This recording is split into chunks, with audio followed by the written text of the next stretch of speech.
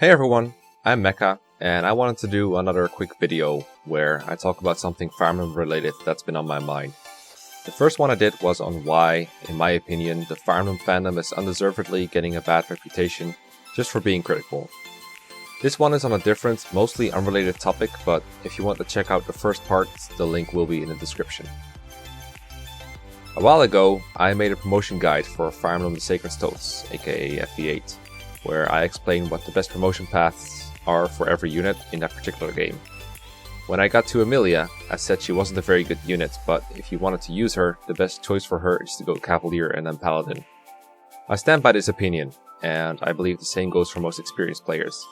And yet every so often there's someone in my comment section complaining about both my opinion on Amelia as a unit and the recommendation of the Paladin class for her.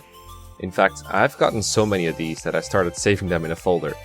So I thought I'd use these as a vehicle to clear some things up about why we rate units the way we do, why I consider movement such an important stat, and why General just isn't that great of a class, even though they look really cool.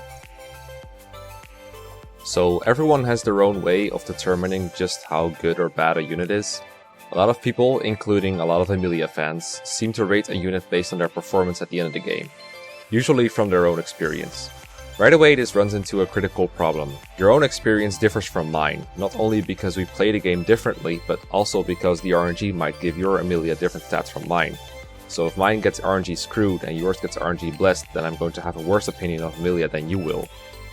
And that's why when discussing unit viability, people usually refer to average stats, which can be found on fea.fewiki.net. FEWiki. Not associated with Wikia or the .org wiki as far as I know. Failing that, you can also find them on Serranus Forest. Average stats are a good basis for discussion because they have no bias. 50% of the time, the unit in question will have higher stats, but the other 50% of the time, the unit in question will have lower stats, and you meet right in the middle between RNG screwed and RNG blessed. Even with average stats though, I still believe it's wrong to rate a unit solely based on their final stats. For one, because units often don't reach their final level, unless you grind, but we'll get into that later. And for two, because even if they did, they tend to only do it in the last segment of the game. But like I said, that is only a segment. You're only taking the last portion of the game into account. 1 or 2 chapters out of a total of like 22. So even if we only count from chapter 9 onwards, which is when Amelia joins, that's like 1/13 of her availability. It's not very representative. And she doesn't join with her 2020 stats either. She joins with horrendous base stats. For one, she hardly does any damage, so it's hard to kill anything with her. She just cannot afford to take counters or be exposed in enemy phase because a lot of enemies one-round KO her. To avoid counters, she can use a javelin, but that weighs her down to the point where literally everything doubles her, and it also costs her a lot of accuracy. She is really bad at base level. And it's not fair to only take into account her endgame stats, because to get there, you need to get through that rough patch at the beginning. Skipping that part entirely would be like, I don't know, rating your 4-course meal based on you liking the dessert even though your appetizer, soup and main course all tasted terrible. You might go away from the restaurant feeling like the last thing you had was good, but you shouldn't forget what came before. Just like the fact that your Amelia was run-running things at the end was amazing, but you shouldn't forget what it took to get her there. If you still think that the final stats for Amelia are more significant than everything else, consider this.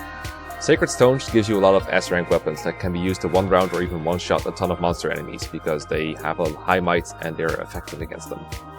Around 80% of the enemies in the last few maps will die to just about any unit using these, so the offensive advantage she has on your alternatives is minimal. As for durability, this is also the point of the game where you have access to all kinds of ranged healing such as Physic, Fortify, and even the Latona staff. This is very different from around chapter 9, when you have none of those things, and your best offensive weapons are the few killer and silver weapons you have, which, by the way, Amelia cannot use until she's raised up from Lance rank. At this point you might be tempted to say, well Mekkah, training her takes no time at all, just go into the Tower of Valny and kill a couple of weak monsters until she's level 10, and then promote her, and then grind her a bit more, because why not? Kill the boss for a free 100 XP, and in no time you can even promote her again. Using grinding as an argument as to why Amelia is good is wrong from a lot of different angles, and it's hard to get into one reason without dipping into another, but I'll try to stick to one at a time. First off, my question is why stop there? Why not grind your whole army up to max level then? This way, before chapter 9 even starts, you'll have an army full of units at their maximum level and they'll kill everything. At that point, why even train Amelia, since my units are so much stronger than every enemy out there already? Every unit that has been grinded up is basically on equal footing, because they all destroy the little difficulty the game has with ease. It doesn't make Amelia better than everyone else. At best it makes her the same, but I'd actually argue that in this context, she is still worse, because it takes more grinding to make her overpowered compared to everyone else. Heck, if we're going to allow grinding, let's take it one step further, and just train our early game units in the arena in chapter 5. As long as you're reasonably careful about your betting, you can train anyone there, with the added advantage that you're gaining money instead of using up weapon charges. That's why most tier lists and unit evaluations of any kind don't take grinding into account, and why LTC playthroughs and drafts and stuff tend to ban tower grinding. Grinding is a non-argument, it destroys the game's difficulty curve. Ironically enough, the standard FE8 draft rules allow Amelia to be grinded to her first promotion because she's just so bad of a unit to pick otherwise. Now note that saying Amelia is bad is definitely not synonymous for Amelia is unusable or untrainable, or Amelia stays bad no matter how much work you put into her, or you shouldn't ever be using Amelia. What Amelia is bad means, at least when I say it, is that she compares poorly to the rest of the cast. She takes more work, favoritism and resources to become good, and there are alternatives that take less, but they are still equal or better. This goes for every low base unit that anyone has ever called bad, be it Lelina, Sophia, Wendy, Est, Nino, Ewan, whoever you want. They are bad in the context of a discussion where you're trying to determine how the units compare to each other. They are not impossible to use. Hard to use does not mean, to be fair, it takes a very high IQ to understand how to raise Wendy. It means it takes a lot of effort to make her good, and it's probably not worth it overall. Generally, bad units aren't actually complicated to train, it's just a tedious process of protecting them from enemy phase harm, luring enemies in one by one, and then gumming them to low HP so that the bad unit can get the kill EXP. Now I get that doing this feels satisfying in its own way, but it's also super slow and tedious, and if a unit doesn't have to go through this process, that makes them a lot better in my book. Basically, here's what it comes down to. If someone asks me to list FE8 units in an order from best to worst, where the best units make the game the easiest for them and perform the best from start to finish, and Amelia is not my first pick, she's not even in the first 10 units I will name. She takes significantly more work to get up to par than almost anyone else in the cast, and while she becomes reasonably competent if she catches up in level, it's not nearly enough to make up for how far she was behind. Heck, her growths aren't even all that good. They are below 50% in every area besides HP and luck. And those low growths, in combination with her awful base stats, are more than enough to overcome the argument that she gets more levels or more promotions. But, let's say you want to use Amelia anyway, and you want to make her as good as possible. The best choice for her is most definitely Paladin, and I'm gonna explain why. It's because movement is the best stat in the game, even if you're not particularly interested in playing quickly or getting low turn counts. Cavalier gives Amelia 7 movement compared to the Knight's 4. And Paladin gives her 8 movement compared to Great Knight's 6 and General's 5. Those might seem like small differences, but they are a really big deal. It's because movement can be used very easily to increase your offense and your defense, but you can't really turn your offense or defense into movement. The offensive advantage of more movement is pretty obvious. If you have more movement, you can reach enemies more quickly. If an enemy or a group of enemies is 16 tiles away, then an 8 move unit takes 2 turns to reach them, but a 6 move unit takes 3 turns, and a 5 move unit takes 4 turns. The further away the target is, the higher the importance of movement. If the enemy is 32 tiles away instead, then the 8 move unit takes 4 turns, the 6 move unit takes 6 turns, and a 5 move unit actually takes 7 turns. You can see that the movement advantage here is incremental in this case. There is also a defensive advantage. A unit with more movement is more flexible and can position themselves better. They can use intraversable terrain to their advantage more easily, or even get onto defensive terrain, like forests or forts. This is literally trading movement for more defense and avoid. Mounted units do take slightly more penalties than infantry, but not so much more that their movement advantage is lost. A forest costs a paladin 3 points of movement to cross, while a general pays 2. But a paladin can cross 2 forest tiles for 6 points of movement and still have enough movement to go through 2 plain tiles. A general will pay 2 for each forest for a total of 4, only having enough movement left over for 1, and neither class can move through 3 forests in a row. Generals also cannot move over mountains, while Paladins can if they're willing and able to pay the 6 movement cost. Extra movement also lets a unit fall behind to use a vulnerary for a turn, or get in range of a healer in a safe spot, only to catch right back up the turn after. Doing the reverse, converting offense and defense into mobility, is much harder. It is theoretically true that more defensive power can let Amelia expose herself to more enemies while staying safe, and she does have a significant 3 HP and 4 defense lead in the general path when compared to Paladin. But is Paladin Amelia so frail that she has to move at a pace of 5 moves per turn to keep herself safe? If you were to promote Amelia at a level 20 Cavalier, she has around 35 HP and 11 to 12 defense. This isn't very far removed from Franz's 37 HP, 30 defense, who by no means is a frail unit. By the way, I don't think Amelia is nearly as good as Franz, or that they should even be close on the same level, just for the record. Franz joins 9 levels ahead of Amelia 8 chapters before she does. He can be promoted when Amelia joins. My point is just that a 21 Franz isn't frail enough to move at a snail pace, and therefore Amelia probably isn't either. Now, here's an argument you've probably seen. You can compensate for Amelia's mobility issues by giving her the Swift Souls, also known as the Boots. It fixes her only weakness, they say. I've talked about stat boosters used before on Pitfalls, mentioning how people are often trying to use them to patch weak points in units. And for example, while giving a Dragon Shield to a unit with 2 defense, it doubles their number in that one stat. It tends to change very little in their actual durability. They will still get killed in 2 hits or even 1. Similarly, giving a very slow unit a pair of speed wings is unlikely to make them double attack. Swift Souls are different in a way, because they would actually let a General Amelia catch up to an infantry unit's movement and then some. She will have 7 movement, whereas most infantry classes have 6. However, that doesn't make her movement good. She's still behind in movement compared to the actual mobile units like your Flyers and, well, Paladins. And by 1, but that's still 1 tile per turn that she's behind on every turn when they're moving all over the place. Moreover, she is now hogging the only pair of Swift Souls obtainable in the main game, just to be able to say she can move at an average pace.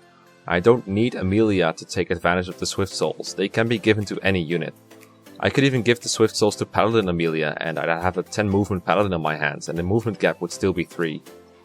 You might say that's overkill, but having 1 unit with overkill movement is actually a lot more helpful than having a lot of units with the same movement.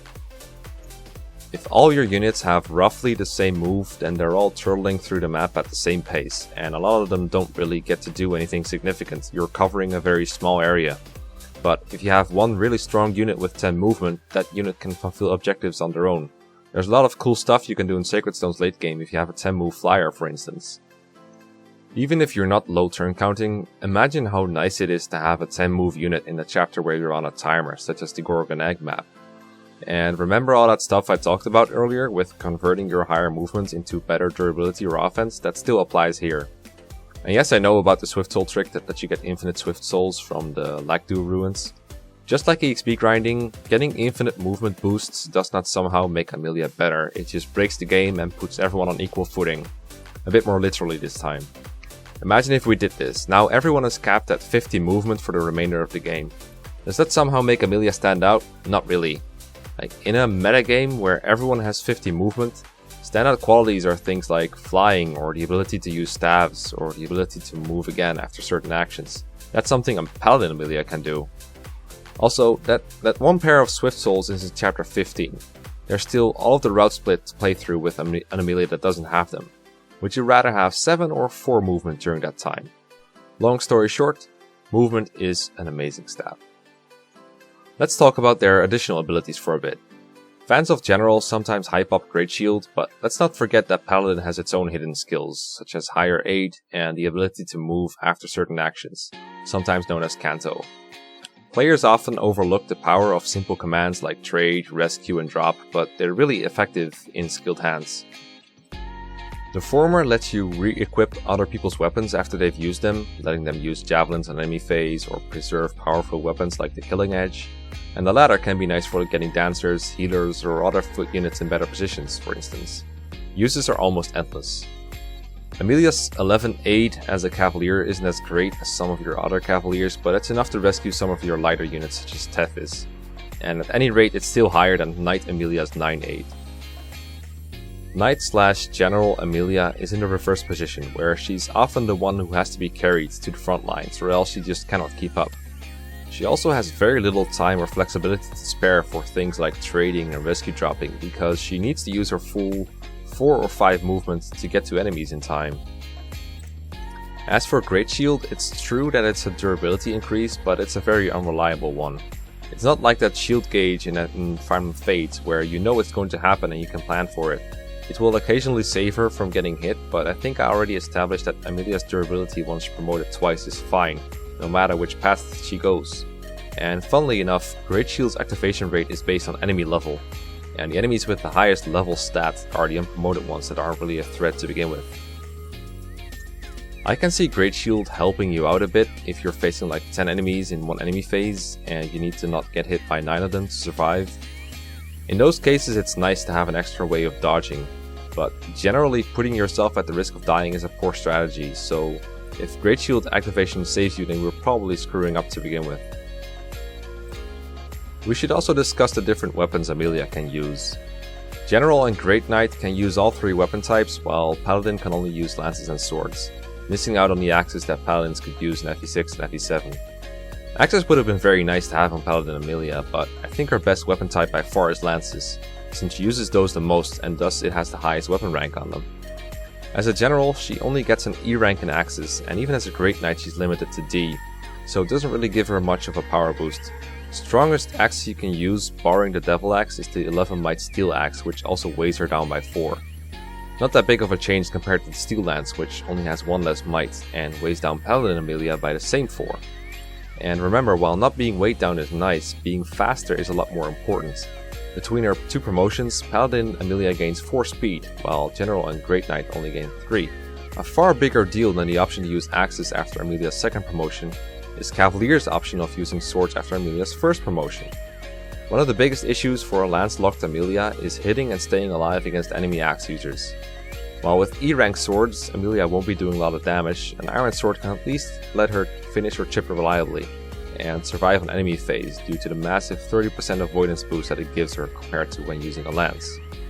And with her promotion to Paladin, she gets enough weapon EXP for these swords. Yeah, General and Great Knight get swords too, they get the same E rank that Paladins had as a Cavalier, so have fun using Iron Sword at that point in the game.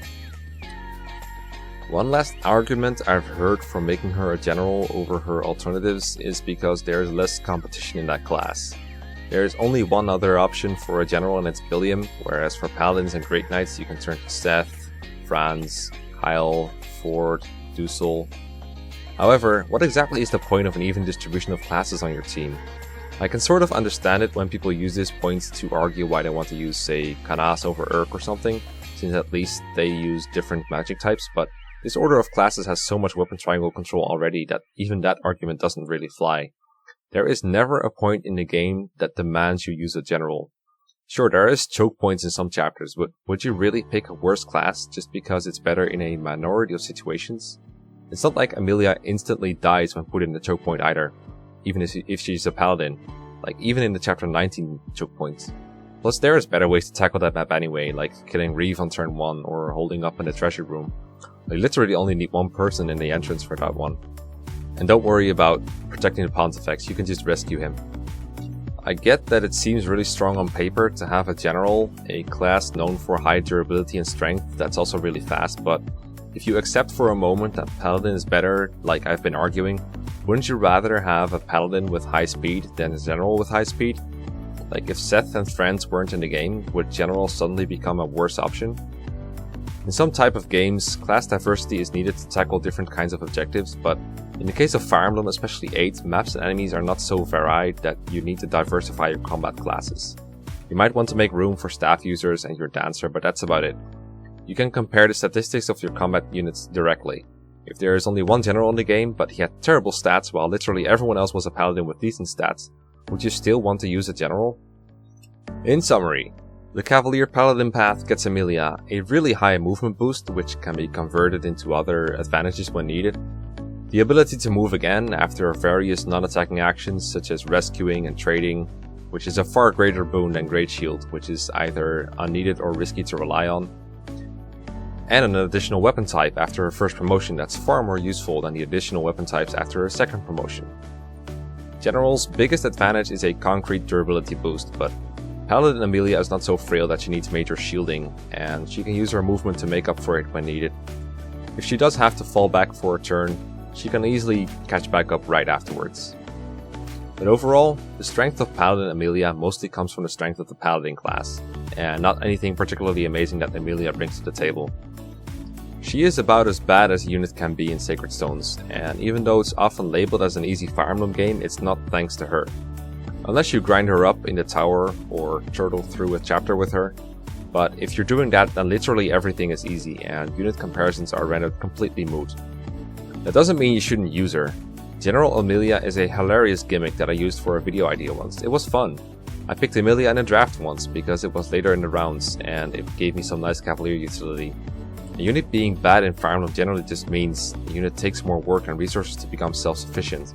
And using a bad unit does not make you a bad player, it just makes you someone who enjoys bad units.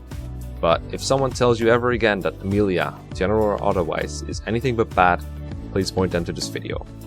Thank you for watching, and I hope you enjoyed it. Bye.